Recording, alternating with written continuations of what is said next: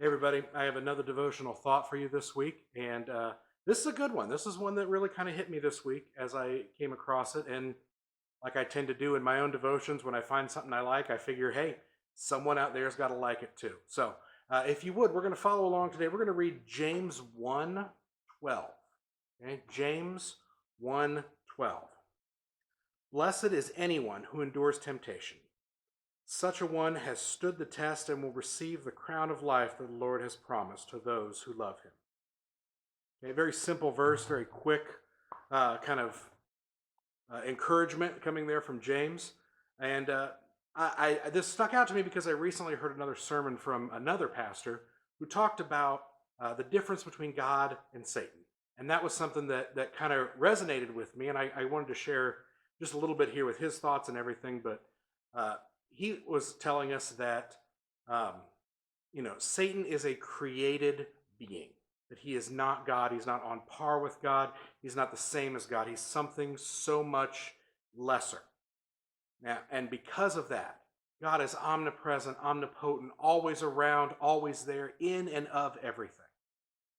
Satan is not.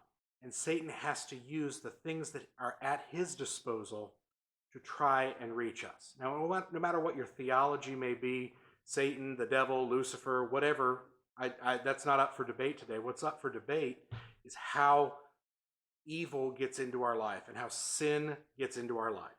We are tempted every single day to stray from God, to stray and get out of the path that God wants us to. We are presented with sin, and I will be the first one to say it, that every one of us, myself included, has failed at this. We have had temptation put in front of us from Satan in some form of sin, and we have taken it.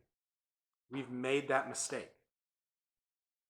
Here's the difference between the temptations and the results that come from it. When we are presented with sin as a temptation, we are granted a minute, a something good happens to us for a second.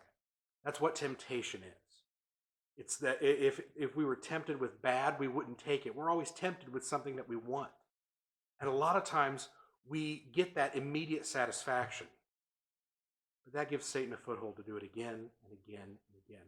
And the more times that we fail that test, the more times that we are tempted and give into that temptation, the heavier life begins to become. When things go bad for us, when things get tough for us, we get heavier and heavier and heavier. The weight of the world weighs down upon us. When we endure temptation, when we are able to step back and say, no, I'm not going to give into that sin. I'm not going to step out of the path that God wants for us. Things don't become harder. We are blessed. God blesses us with that. That's what James is trying to tell us here, is that we may not get that immediate satisfaction that we're looking for in that moment of temptation, but what we are granted is eternal satisfaction. That the ways of God go beyond this world. And when we endure temptation, we bring ourselves even closer to God, which is where we all want to be all the time. We take a closer step to Christ. And while it might not be immediate, we are blessed and things get easier. Things get lighter. It becomes simpler to endure that temptation. They say if you're ever on a diet, getting through the first 3 to 5 days is the hardest, because once you get through that, you've established the pattern.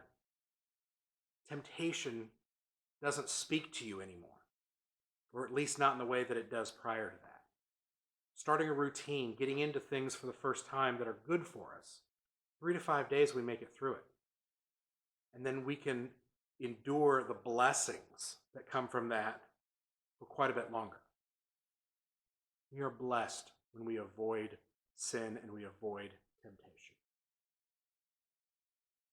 That's the message that James has for us, and that's the message that God wants you to hear today.